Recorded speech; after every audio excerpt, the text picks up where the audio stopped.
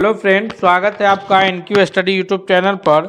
आज हम लोग लेकर के आए हैं सक्षमता परीक्षा में सामान्य हिंदी से संबंधित यह प्रश्न। क्योंकि सक्षमता परीक्षा के भाग 1 में जो भाषा से प्रश्न होंगे, तो जो लोग भी भाषा में हिंदी के रूप में चूज करेंगे उन्हें जो है हिंदी के प्रश्न आएंगे। तो इस सेट में हम लोग देखेंगे पर्यायवाची शब्द और संधि की संपूर्ण जानकारी देखेंगे, उससे संबंधित प्रश्न सभी के बारे में एक एक करके डिटेल्स में देखेंगे। आइए बिना देर के हुए हम लोग शुरू करते हैं। हमारे स्क्रीन पर पहला सवाल आ गया है। इससे पहले कि हम लोग जवाब की ओर चले, आपसे रिक्वेस्ट करते हैं कि अगर आप चैनल पर नए हैं तो प्लीज़ आप चैनल को सब्सक्राइब करते हुए बेल आइकन को दबा लीजिए। हमारे स्क्रीन पर पहला शब्द है कि पृथ्वी, जहां हम लोग रहते हैं, इसका पर्यायवाची शब्द कौन सा है, यानी पृथ्वी के शब्द बदले में और कौन सा शब्द निम्नलिखित में से प्रयुक्त हो सकता है। दोस्तों, आप अपने से उत्तर करके भी बता सकते हैं। तो पृथ्वी के लिए जो पर्यायवाची शब्द आएगा, पृथ्वी के स्थान पर जो शब्द प्रयुक्त होगा, इसका सबसे correct answer option number A के रूप में जाना जाएगा, अर्थात रत्न गर्भा जो है वह सबसे सही उत्तर है। पहला नंबर क्वेश्चन का सबसे correct answer option number A है। दूसरे प्रश्न की ओर चलते हैं। दूसरा प्रश्न है हमारे स्क्रीन पर कि अमृत का पर्यायवाची शब्द कौन सा है। अमृत शब्द के लिए पर्यायवाची, अमृत का जो पर्याय अगर हम लोग विलोम शब्द देखें तो अमृत के लिए विलोम शब्द तो विष आ जाएगा। विष मतलब जहर। तो अमृत का जो पर्यायवाची शब्द होगा, इसमें इन ऑप्शंस में जो सबसे सही उत्तर है वो ऑप्शन नंबर बी के रूप में जाना जाएगा कि सुधा जो है वह अमृत का पर्यायवाची शब्द है, यानी अमृत की जगह प्रयुक्त होने वाले शब्द हैं। अगले सवाल की ओर चलते हैं। तीसरा नंबर क्वेश्चन देखते हैं। अगला प्रश्न है हमारे स्क्रीन पर कि उसने परिश्रम किया तो बहुत किया किंतु सफलता नहीं मिली। उसने परिश्रम तो बहुत किया किंतु सफलता नहीं मिली। यह जो वाक्य है यह किस प्रकार के वाक्य हैं। तो वाक्य के जब हम लोग पढ़ते हैं तो उसमें सरल वाक्य, संयुक्त वाक्य और मिश्रित वाक्य आते हैं। तो इनमें से यह कौन सा वाक्य है। तो अगर हम लोग ध्यान से देखें इसको, तो उसने परिश्रम तो किया, यानी यहाँ तक एक अलग वाक्य है कि उसने परिश्रम किया, सफलता नहीं मिली, ये एक अलग वाक्य है। तो ये दो वाक्य को एक साथ जोड़ा गया है, अर्थात हम ये कह सकते हैं कि ये जो तीसरा नंबर प्रश्न है यह सभी उत्तर के रूप में ऑप्शन नंबर बी जाना जाएगा कि यह जो है संयुक्त वाक्य है।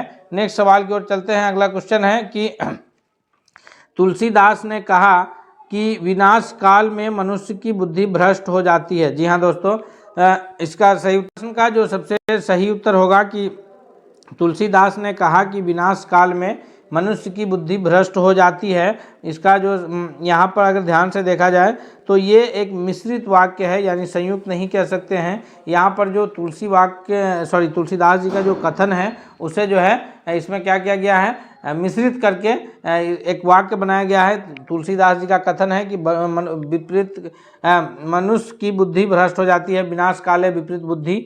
तो ये तुलसीदास जी का कथन है, उसको बताया जा रहा है, अर्थात हम ये कहेंगे कि यह जो वाक्य है एक संयुक्त वाक्य है।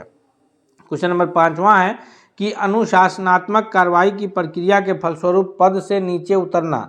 यह अनेक कथन के लिए जो अनेक शब्दों के लिए जो एक शब्द आते हैं उससे संबंधित प्रश्न है कि अनुशासनात्मक जो कार्रवाई होती है उसके फलस्वरूप किसी पद से जो नीचे उतारे जाते हैं, तो उसके लिए कौन सा शब्द प्रयोग होगा।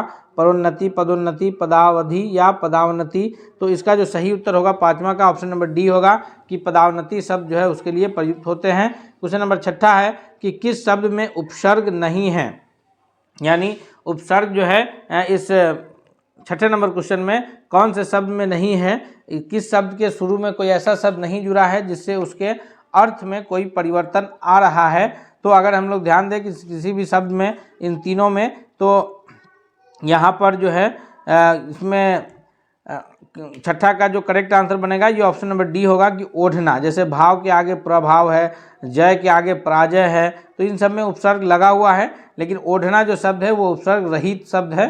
ऑप्शन नंबर डी सही होगा। 7वां नंबर प्रश्न है कि पुरोहित शब्द में कौन सा उपसर्ग शामिल है। जी हाँ, 7वां नंबर प्रश्न के लिए सही उत्तर क्या होगा कि पुरोहित शब्द में जो उपसर्ग शामिल है वो ऑप्शन नंबर बी के रूप में करेक्ट आंसर है कि पूरा जो है यह उपसर्ग पुरोहित में शामिल उपसर्ग है। नेक्स्ट क्वेश्चन है, क्वेश्चन नंबर 8 है कि जो धातु या शब्द के अंत में जोड़ा जाता है उसे क्या कहते हैं। जी हाँ दोस्तों, तो जो शुरू में जोड़ा जाता है उसे कहते हैं उपसर्ग, यानी प्रीफिक्स, और जो लास्ट में जोड़ा जाता है उसे कहते हैं प्रत्यय, यानी सफिक्स।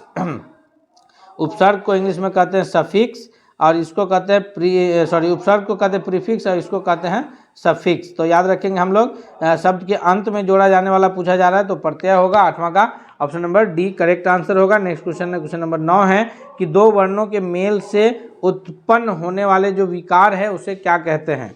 संधि, समास, उपसर्ग, प्रत्यय। तो समास जो है वो पूरे एक वाक्य के लिए प्रयुक्त होता है, लेकिन संधि जो है वो दो वर्णों के मेल से होने वाले विकार संधि कहलाते हैं। 9वां नंबर प्रश्न का option number A correct answer के रूप में जाना जाएगा। इस सेट में हम लोग अभी संधि को डिटेल्स में पढ़ेंगे भी दोस्तों। तो हम आपसे रिक्वेस्ट करते हैं कि अगर आप अब तक चैनल पर नए हैं तो प्लीज़ आप चैनल को जरूर सब्सक्राइब कर लीजिएगा, और वीडियो पसंद आ रहा है तो इसे भी लाइक करते हुए दोस्तों के बीच शेयर कीजिए। संधि कहते किसे हैं? तो आइए हम लोग संधि किसे कहते हैं और संधि के प्रकार कितने हैं इन सबको इसमें डिटेल्स में जान रहे हैं। तो संधि कहते हैं कि दो वर्णों के मेल से होने वाले विकार को संधि कहते हैं। जी, दो वर्णों के मेल से जो विकार उत्पन्न होता है उसे संधि कहते हैं। इस मिलावट को समझकर वर्णों को अलग करते हुए पदों को अलग अलग कर देना संधि विच्छेद कहलाता है। संधि विच्छेद यानी संधि से जो दो शब्द बन रहा है तो उसे जब हम लोग अलग अलग कर देते हैं तो वो चीज़ क्या कहलाता है? संधि विच्छेद। जैसे अभी आगे हम लोग देखते हैं कि संधि के तो मुख्य रूप से 3 प्रकार हैं। संधि के 3 प्रकार कौन कौन से हैं? स्वर संधि, व्यंजन, ये 2 प्रमुख प्रकार हैं संधि के, जिसमें स्वर संधि, व्यंजन संधि और विसर्ग संधि आते हैं। संधि के प्रकार में कौन कौन से संधि आएंगे? स्वर संधि, व्यंजन संधि और विसर्ग संधि। अगले स्वर संधि किसे कहते हैं? आइए यहाँ पर हम लोग देखते हैं एक एक करके कि जब स्वर के साथ स्वर का मेल होकर जो परिवर्तन होता है, जब स्वर के साथ स्वर का मेल होगा तो वहाँ पर एक स्वर के साथ दूसरे स्वर का जब मेल होगा और उससे जो परिवर्तन उत्पन्न होगा वह स्वर संधि कहलाते हैं। हिंदी में कुल 11 स्वर हैं और स्वर आपस में जब मेल करके नया ये शब्द बनाते हैं तो वो जो है स्वर संधि कहलाएगा। जैसे विद्यालय, तो यहाँ पर या में आ की मात्रा आ रही है और आलय में भी आ की मात्रा है। तो यहाँ क्या है कि विद्यालय जो बना, ये विद्या प्लस आलय दोनों के अंत में आ प्लस आ का जो संयोग हो रहा है तो यह मिल करके जो बना शब्द विद्यालय यह संधि है। वहीं विद्या प्लस आलय ये अलग अलग जो किए वो संधि विच्छेद है। यानी अगर इस शब्द को कहें तो ये संधि है, क्योंकि ये 2 शब्दों के मेल से बन गया है, विद्या प्लस आलय के मेल से, तो ये संधि कहलाया। और इसी को फिर हम लोग पुनः अलग अलग कर दिए, विद्या प्लस आलय, तो ये विद्यालय हो गया। तो ये विद्या प्लस आलय संधि विच्छेद कहलाया और संधि कौन कहलाया? विद्यालय शब्द संधि कहलाया। यही हम अक्सर बताना चाह रहे हैं। अब ये स्वर संधि इसलिए है क्योंकि यहाँ पर जो मेल हो रहा है यह दोनों आ यानी दोनों स्वर से ही मेल हो रहा है। ओ आ ई ये सब कुल मिलाकर के जो 11 स्वर हैं, तो जब स्वर का ही मेल हो तो वहाँ पर क्या बनता है? स्वर संधि का निर्माण होता है। अगला है व्यंजन संधि है। व्यंजन संधि में क्या है कि व्यंजन वर्ण के साथ स्वर वर्ण या व्यंजन वर्ण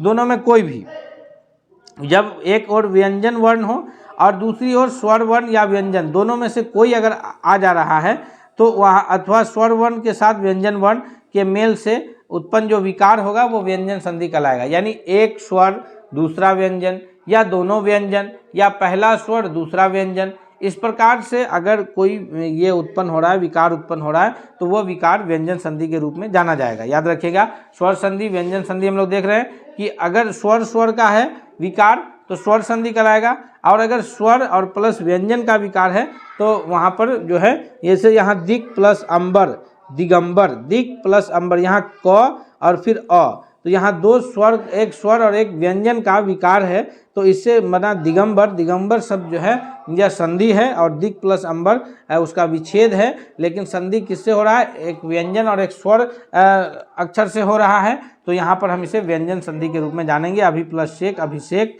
तो ये जो है व्यंजन संधि कहलाएगा। नेक्स्ट है जो व्यंजन संधि जो पहचानने का ट्रिक है, नियम है कि जब क हलंत के पीछे ग, ज, ड, द, ब, घ, ज, ढ, ध, भ, य, र, ल, व अथवा कोई स्वर हो तो प्रायः क के स्थान में म हो जाएगा। जैसे दिक प्लस गज यानी दिग्गज हो गया। फिर उसी प्रकार दिक प्लस याचना, दिग्याचना हो गया। फिर उसी प्रकार जो है दिक प्लस दर्शन, दिग्दर्शन हो गया। तो ये हम लोग याद रखेंगे। अगले देखते हैं आगे विसर्ग संधि।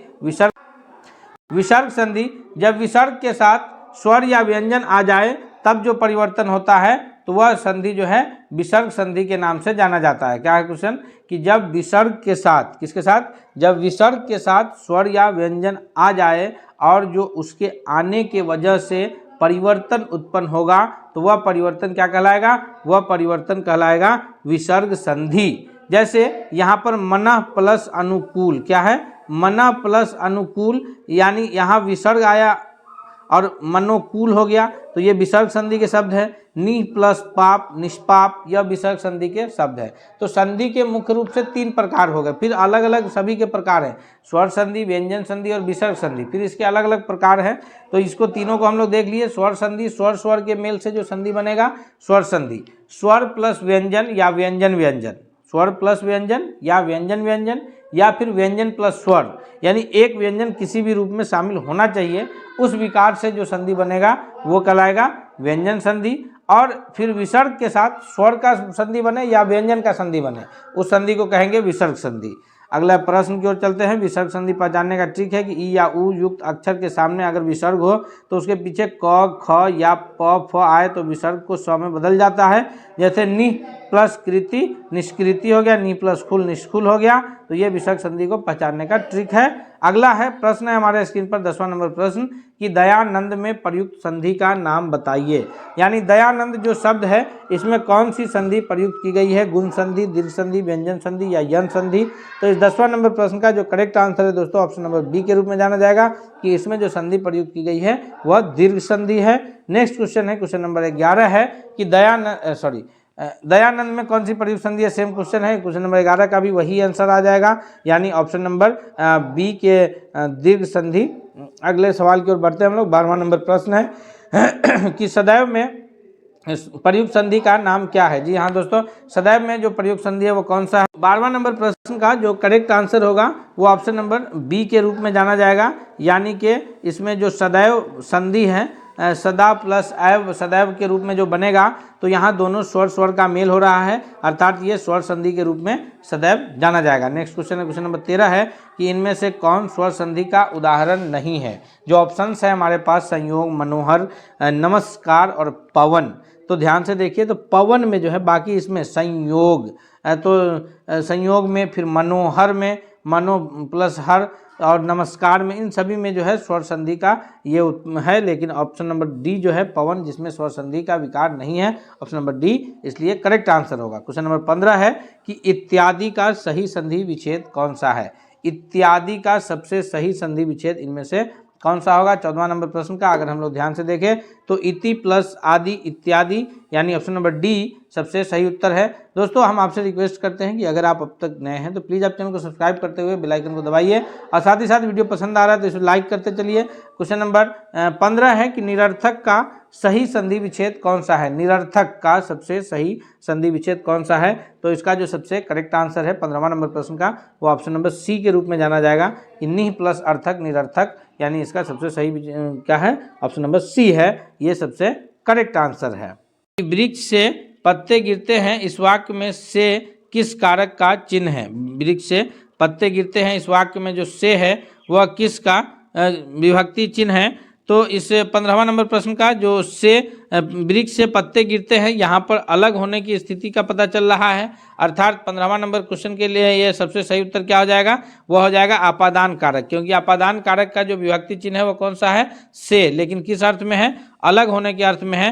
तो 15वां नंबर क्वेश्चन का सही उत्तर होगा दोस्तों ऑप्शन नंबर सी कि वृक्ष से पत्ते गिरते हैं, यह आपादान कारक है। नेक्स्ट है क्वेश्चन नंबर 16 है कि वृक्ष पर पक्षी बैठे हैं, तो इसमें पर जो है यह कौन सा कारक के अंतर्गत आएगा। यह पर जो है यह क्या बता रहा है, वृक्ष पर पक्षी बैठे हैं, यह कर्म कारक बता रहा है, संप्रदान कारक बता रहा है, आपादान कारक बता रहा है, या फिर अधिकरण कारक को बता रहा है। इसका सही उत्तर क्या होगा, तो 16वां नंबर प्रश्न का जो सबसे सही उत्तर के रूप में जाना जाएगा वह कौन सा होगा। 16वां नंबर क्वेश्चन के लिए सबसे करेक्ट आंसर है ऑप्शन नंबर डी कि यह अधिकरण कारक को बता रहा है कि वृक्ष पर पक्षी बैठे हैं। नेक्स्ट क्वेश्चन है, क्वेश्चन नंबर 17 है कि निम्नलिखित शब्दों में से सदा स्त्रीलिंग वाला शब्द कौन सा है। ऐसा शब्द कौन सा है जो हमेशा स्त्रीलिंग के अर्थ में प्रयुक्त होता है। वह पक्षी है, बाज है, मकड़ी है, या फिर गैंडा है।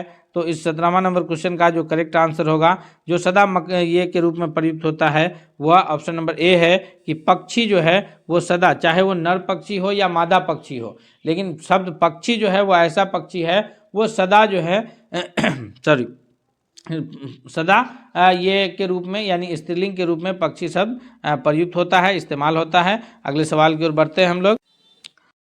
नेक्स्ट क्वेश्चन है हमारे स्क्रीन पर, देखते हैं 18वां नंबर प्रश्न क्या है। क्वेश्चन नंबर 18 है कि लिंग की दृष्टि से दही क्या है। यह प्रश्न जो है अक्सर कंफ्यूज करते हैं और यह प्रश्न आपको जो शुरू होता है 10th से लेकर के और ग्रेजुएशन लेवल तक में ये कन्फ्यूजन क्रिएट करता रहता है, इसलिए इस कन्फ्यूजन को आज ही दूर कर लीजिए। अगर परीक्षा में या इस प्रकार के प्रश्न बनते हैं तो फिर वहाँ आपको कन्फ्यूज होना नहीं है कि लिंग की दृष्टि से दही जो है वह स्त्रीलिंग है, पुल्लिंग है या फिर नपुंसक लिंग है या उभय लिंग है। चूँकि 4 प्रकार के लिंग के बारे में हम लोग पढ़ते हैं व्याकरण में, एक तो स्त्रीलिंग, पुल्लिंग, और जिससे मेल फीमेल का पता चले, फीमेल के लिए स्त्रीलिंग, मेल के लिए पुल्लिंग, और फिर जो है नपुंसक लिंग और उभय लिंग। तो ये 4 प्रकार के हम लोग लिंग को पढ़ते हैं।